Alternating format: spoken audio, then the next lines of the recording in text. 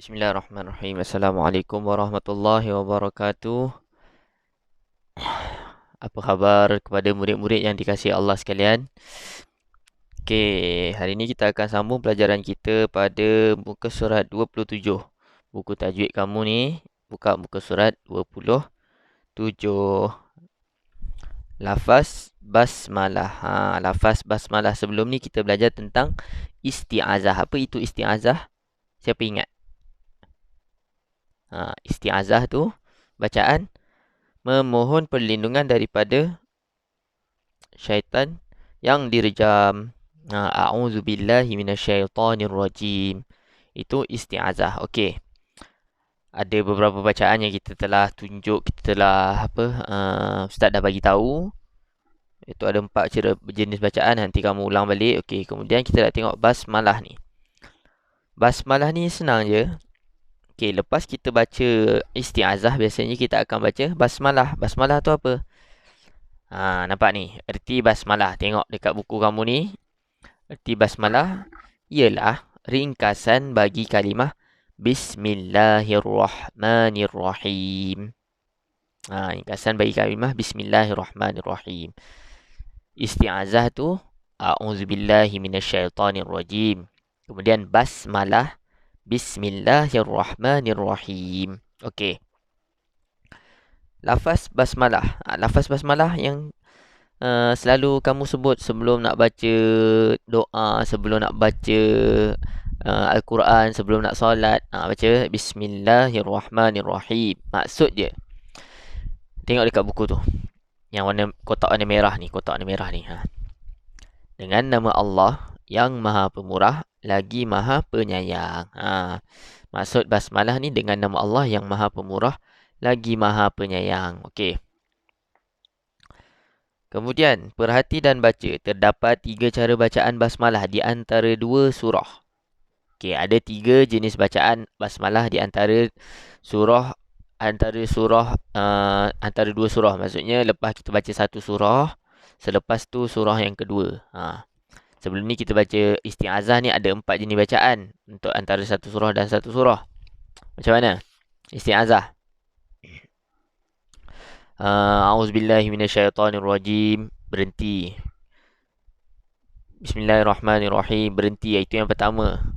Kemudian adalah bacaan-bacaan. Ustaz tak nak ulang sebab Ustaz dah tunjukkan sebelum ni, jadi kamu boleh tengok sendiri. Tengok balik video yang Ustaz dah bagi tu. Okey. Jadi basmalah ni ada 3 jenis bacaan di antara 2 surah. Kita dah baca surah. Contoh, kita baca surah Qul huwallahu ahad. Lepas tu macam mana cara nak baca Bismillahirrahmanirrahim pada surah seterusnya. Okey. Tengok pada muka surat 27 tadi tu, yang kotak pink, kotak warna pink kat bawah ni. Kotak warna pink kat bawah. Okey. Berhenti pada akhir surah pertama dan juga pada basmalah. Kemudian membaca awal surah kedua. Berhenti pada akhir surah pertama. Lepas baca surah tu berhenti. Dan juga pada basmalah. Lepas baca surah berhenti, lepas tu baca Bismillahirrahmanirrahim, lepas tu berhenti. Kemudian membaca awal surah kedua. Macam mana? Contoh. Wa min syarri hasidin idza hasad. Okey, berhenti kat situ. Lepas tu Bismillahirrahmanirrahim. Berhenti lagi. So baru baca balik. Qul a'udzu birabbin nas. Kalau kamu baca Quran kan ikut turutan kan. Okey, lepas surah Al-Ikhlas, lepas tu surah Al-Falaq, lepas tu surah An-Nas. Al-Ikhlas Qul huwallahu ahad, Al-Falaq Qul a'udzu birabbil falaq, lepas tu An-Nas Qul a'udzu birabbin nas. Okey. Berhenti. Yang pertama baca wa min syarri hasidin idza hasad. Berhenti. Bismillahirrahmanirrahim. Berhenti juga. Okey. Yang kedua, muka surat sebelah, muka surat 28. Berhenti pada akhir surah pertama, kemudian membaca basmalah dan disambungkan dengan awal surah yang kedua. Okey. Berhenti pada akhir surah yang pertama tadi. Okey. Wa min syarri hasidin idza hasad. Okey, berhenti. Kemudian membaca basmalah dan disambungkan. Bismillahirrahmanirrahim. Qul a'udzu birabbin nas. Sambungkan. Tadi kan yang pertama tadi berhenti, Dan bismillah pun berhenti. Tapi yang kedua ni, bismillah ni sambung terus dengan ayat. Bismillahirrahmanirrahim. Mikul a'udzu birabbin nas. Kena mikul. Huruf mim dekat bawah ni. Nampak ni? Ada mim ni. Kalau kamu tengok ni, ada mi. Tengok kat buku tu. Bismillahirrahmanirrahim. Mikul. Kamu tak boleh baca Bismillahirrahmanirrahim. Kul a'udzu. Tak boleh. Kena sambung. Mikul a'udzu birabbin nas. Ada mim tu baris bawah. Okey. Tengok kat buku tu ada mim baris bawah. Kemudian yang ketiga, menyambung akhir surah pertama dengan basmalah dan awal surah kedua. Yang ni sambung terus. Tiga-tiga sambung. Contoh. Wa min syarri hasidin idza hasada bismillahirrahmanirrahim. Qul a'udzu birabbin nas. Nampak daripada surah Al-Falaq tadi. Wa min syarri hasidin idza hasada bismillahirrahmanirrahim. Sambung terus. Hasada hasada. Kena baris dal tu kena baris atas. Tak boleh matikan sebab dia nak sambung. Kalau nak matikan, kalau kita nak berhenti baru kita matikan. Hasad. Tapi kita nak sambung, kita baca hasada bismillahirrahmanirrahim. Qul a'udzu birabbin nas. Yang ni tiga-tiga sekali sambung. Okey. Kalau yang tadi, okey, tengok balik. Yang pertama tadi berhenti pada akhir surah. Qul wa min syarri hasidin idza hasad, berhenti. Bismillahirrahmanirrahim, berhenti. Okey, itu yang pertama. Yang kedua, berhenti pada akhir surah je. Wa min syarri hasidin idza hasad. Okey, berhenti. Lepas tu bismillahirrahmanirrahim. Qul a'udzu birabbin nas. Okey, sambung terus. Yang ketiga, sambung tiga-tiga. Wa min syarri hasidin idza hasada bismillahirrahmanirrahim. Qul a'udzu birabbin nas. Okey. Yang bawah tu pula, okey. Tadi kita dah ada tiga cara bacaan bismillah. Dilarang menyambung akhir surah pertama dengan basmalah dan berhenti padanya kemudian membaca awal surah kedua. Kerana basmalah dijadikan di awal surah kedua. Di awal surah, bukan di akhir surah. Okey. Yang tak boleh macam mana? Macam ni.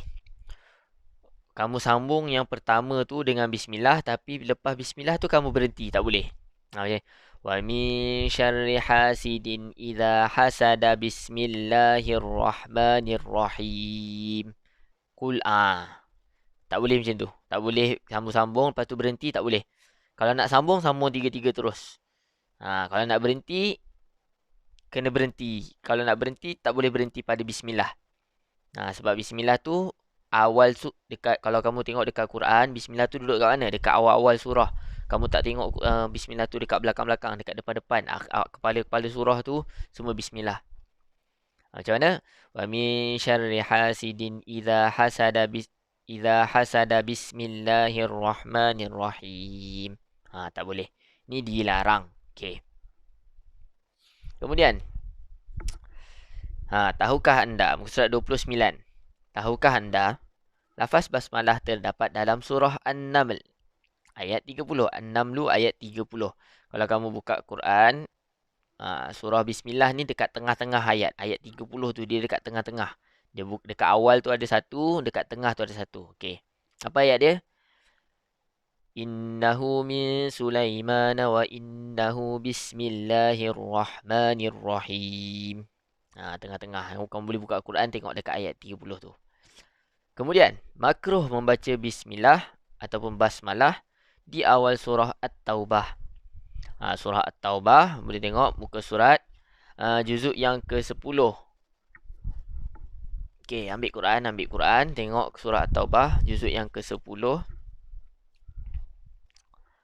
Muka surat 187.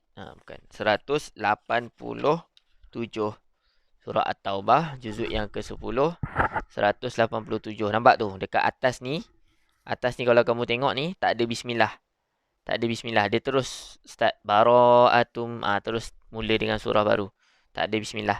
Tapi kalau kamu tengok surah-surah lain, dia ada bismillah.